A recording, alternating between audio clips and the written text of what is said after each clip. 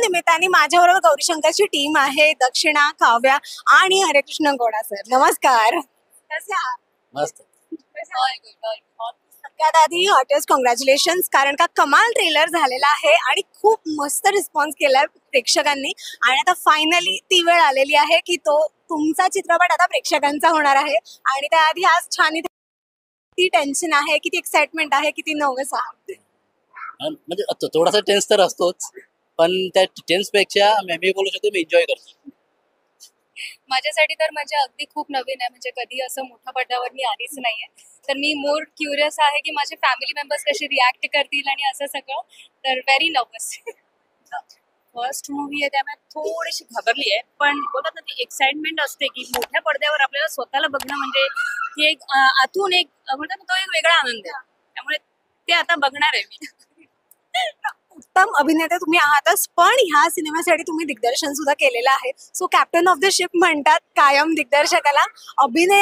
अभिनेता म्हणून ह्यामध्ये काम करणं जास्त सोपं वाटलं का दिग्दर्शक म्हणून काम करणं जास्त सोपं वाटलं? सोपा म्हणजे मला दिग्दर्शनच वाटतो, पण माझ्या प्रोड्युसरने काय बोलले की मला तूच पाहिजे ॲज अ हिरो. मग त्याने बोलल्यानंतर मी ट्राय केला, पण आता लोकांना कितपर्यंत आवडतो ते त्याच्यावर. मला वाटतं की ट्रेलरला जो काही छान इतका प्रतिसाद मिळाला त्यात ती तुमच्या कामाची पोचपावती आहे, त्यात तुम्ही अर्धयुद्ध जिंकलेलं आहे. सो आता सिनेमा येणार आहे प्रेक्षकांच्या भेटीला. बरं, ह्या आता इतके दिवस झालेले आहेत, शूट होऊन महिने झालेत, काय आज एक सांगावंसं वाटेल की तो शूटचा तुमचा पहिला दिवस कसा होता, ज्यावेळेस एकमेकांना सगळेजण भेटलाल आणि शूट सुरू झालं? नाही म्हणजे शूट सुरू झाला ना तेव्हा कसं आम्ही सगळे म्हणजे ते बॉन्डिंग नाही काय नाही, तेवढं नवीन नवीन ओळख असते ना सगळी गोष्टी. मग थोडं काम करताना थोडा कधी कधी आम्ही कन्फ्युज होतो, कधी कधी काय गोष्टी समजत नाही काय गोष्टी, पण सेकंड डे नंतर जेव्हा स्टार्ट झाला मग प्रॉपर एक फ्लो भेटला. माझ्यासाठी पण म्हणजे खूप असं नवीन एक्सपिरियन्स होतं. मी तर आधी खूप घाबरली होती.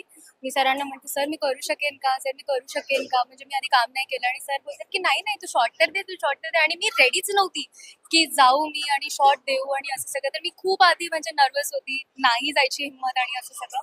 बट यांनी माझ्याकडून ते करून घेतलं. रिअली. माझ्यासाठी हा पहिला चित्रपट आहे. त्याच्या आधी मी छोटे मोठे सिरियल्स केले होते, त्यामुळे ही उत्सुकता ही वेगळीच आहे. फर्स्ट चित्रपट म्हणजे असतंच ना, म्हणजे प्रत्येकाला. So that type. पहिलाच सिनेमा आहे. कास्टिंग कसं झालं, काय ऑडिशन मध्ये असं एक काय तुम्हाला वेगळं जाणवलं यांच्या, की असं वाटलं की ह्या रोलसाठी ह्याच दोघे जणी परफेक्ट आहे? नाही, यांचा मी ऑडिशन पहिले घेतलंच नाही. ते दोघांचा मी इंस्टाग्राम प्रोफाईल बघितला, तर माझ्या प्रोफाईल बघूनच मला ते कॅरेक्टर मला दिसले.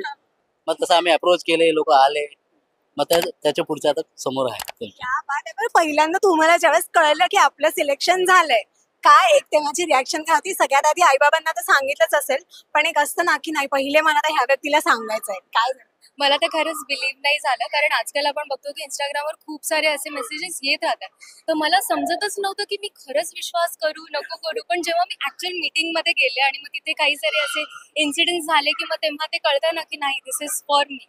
मग तेव्हा ते तिथे झालं त्या मीटिंगला. Same thing about me. मी पण आधी विश्वास ठेवत नव्हते खरंच असेल. माझा एक फ्रेंड आहे, त्याच्या थ्रूनी हे सगळ्या गोष्टी झाल्या. नंतर मी मिस्टरांना सांगितलं की मी काय करू, जाऊ की नको. ते बोलले यू कॅन ट्राय ना, की जाऊन तर बघ.